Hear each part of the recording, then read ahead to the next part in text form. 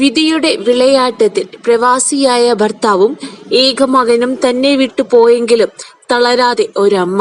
അതാണ് കൊല്ലം ശൂരനാട് നോർത്തിൽ വിജയശ്രീയുടെ ജീവിതം.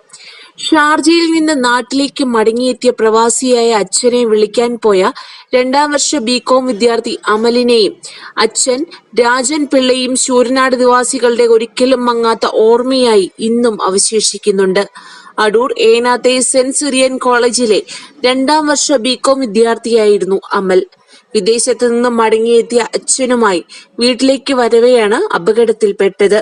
അമലിന്റെ അച്ഛൻ രാജൻ പിള്ള ഷാർജ പോലീസ് ജോലിയിൽ നിന്നും വിരമിച്ച് നാട്ടിലേക്ക് മടങ്ങവെ അച്ഛനും മകനും സഞ്ചരിച്ച കാർ ഭരണിക്കാവ് വെച്ച് ബസ്സുമായി കൂട്ടിയിടിച്ചു. കാർ വളഞ്ഞു തിരിഞ്ഞു വരുമ്പോൾ എതിരെ ശിവഗിരി തീർത്ഥാടകരുമായി വന്ന ടൂറിസ്റ്റ് ബസ്സുമായി കൂട്ടിയിടിക്കുകയായിരുന്നു. ടൂറിസ്റ്റ് ബസിന്റെ മുൻഭാഗം തകർന്നു. ഇടിയുടെ ആഘാതത്തിൽ കാർ പൂർണ്ണമായും തകർന്നു. ശാസ്താംകോട്ടയിൽ നിന്ന് അഗ്നിരക്ഷാസേനയും പോലീസും എത്തി കാർ വെട്ടിപ്പൊളിച്ചാണ് അപകടത്തിൽപ്പെട്ടവരെ പുറത്തെടുത്തത്. അപകടത്തിൽ രാജൻ പിള്ള തൽക്ഷണം മരണമടയുകയായിരുന്നു. അമലിന്റെ കാലുകൾ രണ്ടും ഒടിഞ്ഞു തൂങ്ങി. വാരിയലുകൾ ഉൾപ്പെടെ തകർന്ന നിലയിലായിരുന്നു. അമലിനെ ആദ്യം ശാസ്താംകോട്ടയിലെ സ്വകാര്യ ആശുപത്രിയിൽ പ്രവേശിപ്പിച്ചു. തലയ്ക്ക് ഗുരുതരമായി പരിക്കേറ്റ അമലിനെ പിന്നീട് തിരുവനന്തപുരത്തെ കിംസ് ആശുപത്രിയിൽ പ്രവേശിപ്പിക്കുകയും ചെയ്തു. എന്നാൽ ഭർത്താവ് നഷ്ടപ്പെട്ട ദുഃഖം മാറുന്നതിന് മുൻപ് തന്നെ മകന്റെ മരണവാർത്തയും തളർത്തിയ രാജൻ പിള്ളയുടെ ഭാര്യ വിജയശ്രീ പക്ഷേ മകന്റെ ആന്തരിക അവയവങ്ങൾ ദാനം ചെയ്യാൻ സമ്മതിക്കുകയായിരുന്നു.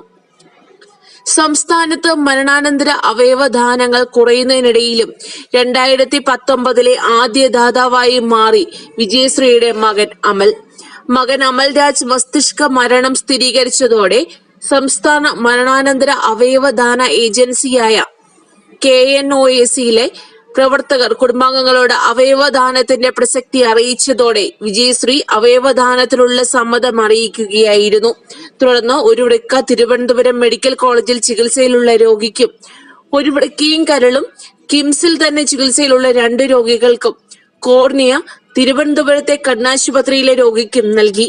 സംസ്ഥാന മരണാനന്തര അവയവദാന ഏജൻസിയായ KNOAC മൃതസഞ്ജീവിനിയാണ് അവയവദാന പ്രക്രിയകൾ ഏകോപിപ്പിച്ചത്.